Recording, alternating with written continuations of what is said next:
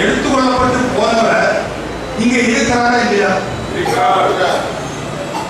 இது சொல்லுவார்கள் வேறொரு தேற்றவாளன். அந்த வேறொரு தேற்றவாளன் யார்? இயேசு போய்விட்டார், எல்லாரும் கண்காணு. அப்போஸ்தலர் 1:8 முதல் 15 வாசிக்கும் பொழுது போய்விட்டார்.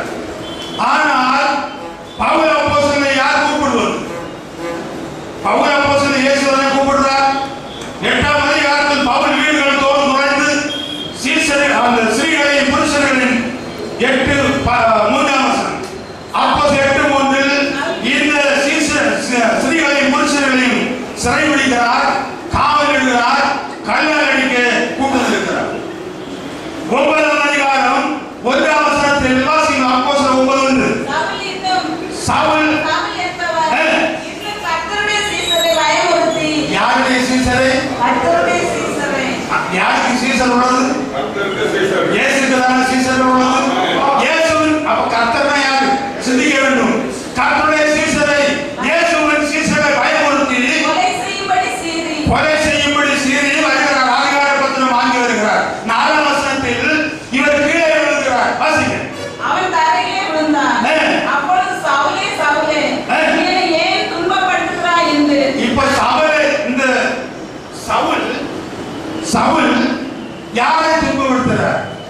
இயேசுவின் சீசரை துன்பப்படுத்தினாரா? சேரக்கூடாத வெளிச்சத்தில் வாசம் பண்ணுகிற அந்த இயேசுவை துன்பப்படுத்துகிறாரா? சீசர்களை துன்பப்படுத்துகிறார். சீசருக்குள் ஆவியானவராக இருக்கிறவர் யார்? இயேசு கிறிஸ்து. இயேசு கிறிஸ்து இருக்கிறார். அவர் கேட்கிறார், ஏன் என்னை துன்பப்படுத்துகிறார்? அவர் கேட்கிறார், இயேசப்பா கேட்கிறார், நீ ஏன் என்னை துன்பப்படுத்துகிறாய்?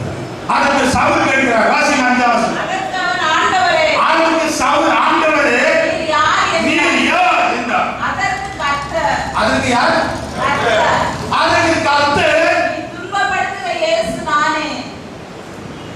ஐயா, இவர் எப்படி இங்க பவுலை கூப்பிடணும்? சத்தியாக இருந்தாலும் கூப்பிடணும். இவர் போயிட்டார் இல்ல, நான் போகிறேன் வேறொரு தேற்றவாளன் சொன்னார். அப்போ பவுல் இயேசு வரக்கூடாது, பிதாவின் வலது வாசத்தில் தான் இருக்க வேண்டும். ஆனால் இந்த பவுலை இயேசு அழைக்கிறார். அல்லேலூயா. அனனியாவை பவுல் அனனியாவை இந்த கர்த்தர் கூப்பிடுகிறார். அனனியாவே 10ஆம் வசனத்தில் அனனியாவே வா, இங்க ஒரு கண்ணு பீசை கிடக்கிறார். உன் பரிசுத்த அலங்கார கையை அவன் தலையின் மேல் வை, அவனை கண் திறக்கப்பட வேண்டும். அவர் என்ன சொல்றார் தெரியுமா? அனனியா என்ன சொல்றார்? 11ஆம் வசனத்தை வாசியுங்கள். அதற்கு அனனியா ஆண்டவரே இந்த மனுஷன் எருசலேமிலுள்ள பரிசுத்தவான்களுக்கு எத்தனையோ பொல்லாங்குகள் செய்தார் நான் அறிந்திருக்கிறேன். இங்கேயும் யாரை தொழுது கொள்ள வேண்டும்? எந்த நாமத்தை தொழுது கொள்ள வேண்டும்? உன் தேவனாய் கர்த்தர் ஒருவரை பணிந்து கொண்டு அவர் ஒருவருக்காக செய்வாராக. இங்கே சொல்லுகிறார், அன்னையா சொல்லுகிறார், இங்கேயும் அவனை கூப்பிட்டீரே இயேசுவே, கர்த்தாவே, இயேசுவே உம்முடைய நாமத்தை தொழுது வந்து அத்தனை பேரை நீ சிறைபிடிக்க வந்திருக்கிறார். அதுக்கு அவர் என்ன சொல்றார் பதில்? அதற்கு கர்த்தர், நீ போ, அவன் புறஜாதிகளுக்கும் ராஜாக்களுக்கும் இஸ்ரவேல் புத்திரருக்கும் என்னுடைய நாமத்தை அறிவிக்கிறதற்காக. எதை அறிவிக்க? தேவனுக்கு நாமம் இல்லையே, அப்படியே எந்த நாமத்தை அறிவிப்பார்கள்?